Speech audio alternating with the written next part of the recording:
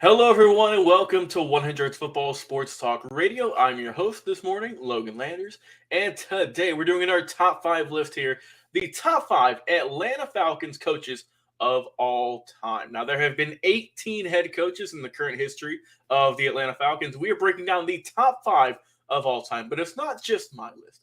It is, of course, Monday, which means it is Madman Mancini Monday. Welcome to the show once again, my marvelous guest, Madman Mark Mancini. Welcome, my good friend. The show that's sweeping Dixie, baby. If they're not listening, they're out of touch, man. They got to get in touch in Dixie. And I'll tell you, this is the most must-see, must-hear show that's sweeping the South. Hey, you have said it greatly, man. And you can find us everywhere you listen to, you watch podcasts, you watch shows. We go live each and every single week on Facebook and YouTube. We got Clip First Show on Instagram. We also have a LinkedIn page. You can find another way just to access our amazing, high-quality, top-tier podcast. Daily uploads over 1,000 plus over there. Go check us out anywhere. Listen to podcasts, Spotify, Apple Podcasts, iTunes, iHeartRadio.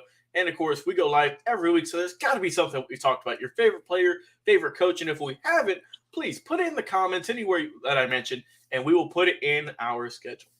All right, Mark, let's get into it. Who is number five? Who's your fifth-ranked Atlanta Falcons coach of all time, sir?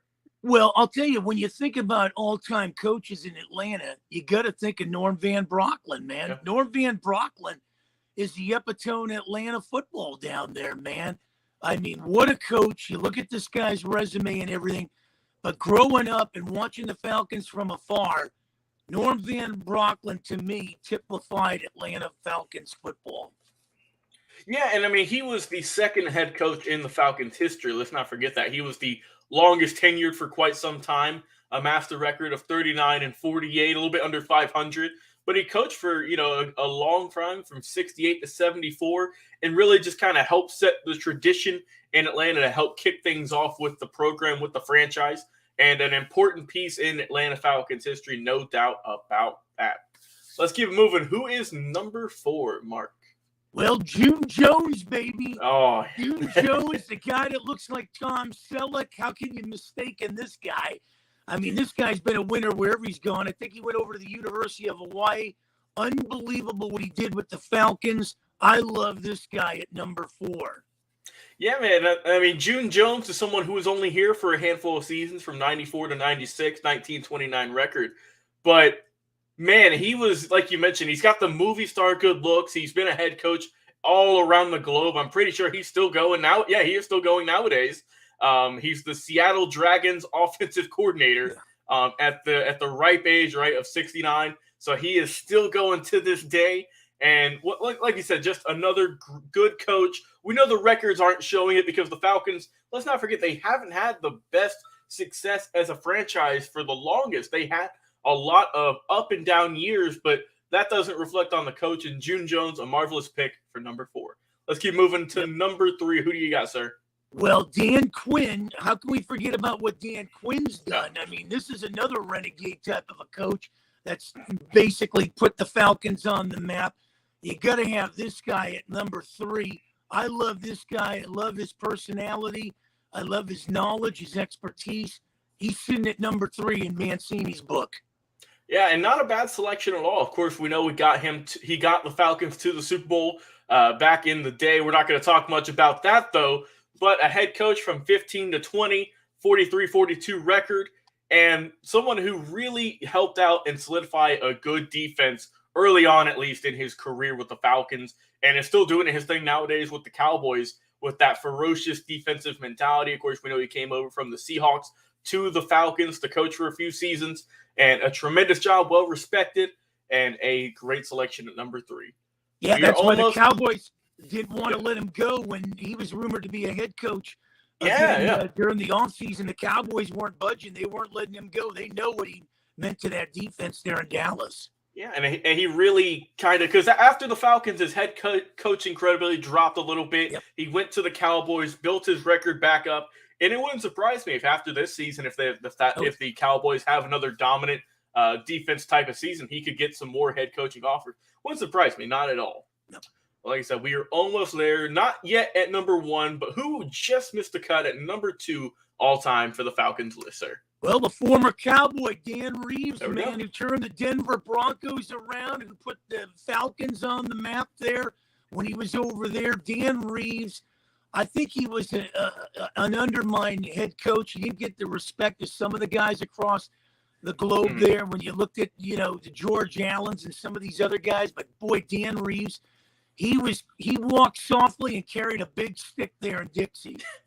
Yeah, you're not kidding. Reeves was here from 97 to 03, won the head coach of the year in 98. Of course, we all know what the Falcons were doing in the late 90s, putting in work, got close, got a good record overall of 49 and 59 with one tie as well, and was a really good head coach in a time where the Falcons were still, once again, trying to get things going. Of course, we know they got Michael Vick throughout that era, and they were really building that foundation for the middle 2000s. And like I said, Dan Reeves is a tremendous head coach. Unfortunately, he passed away earlier this year, but he's only one of 9 NFL head coaches to win 200 career games. And we're glad that he was a part of the Falcons for 49 of those victories. So a salute to Dan Reeves as the head coach. Yeah, well, we've been through 4 of them. He's surrounded by John Elway there in Denver. Yeah. And boy, they were joined at the hip. You talk about Steve Carlton, Tim McCarver, and Philly in the days. 60 feet, 6 inches. When you thought of the Denver Broncos before he got to Atlanta, you thought of Dan Reeves and John Elway. Yeah, and like you said, he's just, whenever you think of him, you think of success, you think of getting the Super Bowl, winning them, and just a tremendous person overall, and a really good head coach for the Falcons.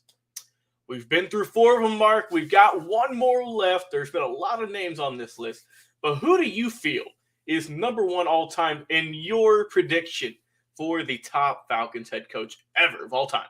Move over, Elvis Presley. Bring out the black boots. Bang out the Bojangles. The honky-tonk, man. Jerry Glanville, baby. He brought the black in Atlanta. And, boy, I'll tell you, I love this guy, man. That's why I think they transformed to those black helmets. It was all Jerry Glanville's decision. You're not kidding, man. Man, and the thing, too, about Mr. Glanville, he's still going out. He's still coaching. I'm looking here. He is coaching for Major League Football right now, the head coach. He's still been going at it, man, ever since 67 when he first started out. He's still going, 80 years young, and one of the probably the most charismatic. You see the big, shiny belt buckle there. You mentioned the cowboy hats, the black helmets that they had. And like I said, Glanville was here from 90 to 93, 27-37 overall record.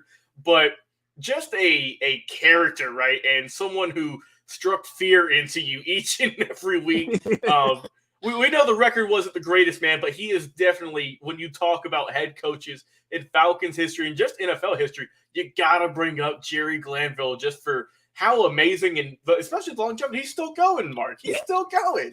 Well, not only that, I think God gave him a personality, and boy, he utilized it to his fullest extent. And, when you look at, I always say this saying, good things come to those who wait. And man, when you look at what he's done, he kind of reminded me of O.A. Bum Phillips in some ways with that characteristic type of personality, flamboyant, just unbelievable. And, he took the pressure off his team and focused. Everything was pretty much looked at as him. And that gave his team, an upper advantage. Yeah, and he was really a kind of a pioneer as well in terms of his offense with the run and gun, the run and shoot. Yeah. Like you mentioned, looking great with the all-black helmets. They still break out from time to time. And just a really good kind of cultural shakeup for the Falcons and a tremendous head coach. Well, Mark, those are our top 5, but who were some that might have missed your list? Maybe number 6, 7, etc. Who missed your list here for the Falcons? Well, Wade Phillips missed my list. Arthur Smith missed my list. And I think Arthur Smith is going to be a real good coach, turning that, the thing around as far as some of these other guys. But those 2 guys really missed the cut for me. I think Arthur, he had like I said, 7-10 record last year, not too bad.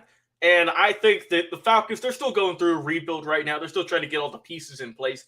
But give him a few seasons. We know what he's done throughout his tenure. His dad is, what he's been doing, right, with FedEx and all that. So he's got the pedigree. And then, like you mentioned, man, the Falcons have had some good history, some good coaches. Mike Smith, of course, a great head coach from 08 to 14, just missed the cut. But hey, this ain't my list. This is your list, Mark Mancini. Thank you so much, man, for bringing it on once again. Let's go through it one more time for the people. We got Norm Van Brocklin, number 5, June Jones at 4, Dan Quinn at number 3, Dan Reeves at number 2, and finally, your pick for the number 1 overall coach in Falcons history. We got Jerry Glanville. Love it, man. Great I can't pick, man. wait to go roll this next time, man. Hey, it's going to be a fun time, of course. And if you want to watch any of our previous episodes we've done with top 5 lists on the show, please, like I said, go check us out on Facebook, on YouTube, or go check out our podcast. Available anywhere this podcast each and every single day, Spotify, Apple Podcasts, or anywhere your heart desires. You can find us with over 1,000+ episodes over there and well over 1,000+ on Facebook and YouTube. I've lost track at this point, probably closer to 5,000 or 10,000 as long as this show has been running back in the day on AM radio all the way up to current day, and we are still trucking each and every single week. So once again, thank you to my guest, Mark Mancini, for coming on and once again doing a tremendous, great breakdown with your top 5 list. I've been your host today, Logan Landers. Have a tremendous day, everyone, and we will talk to you again on another live episode. See you there.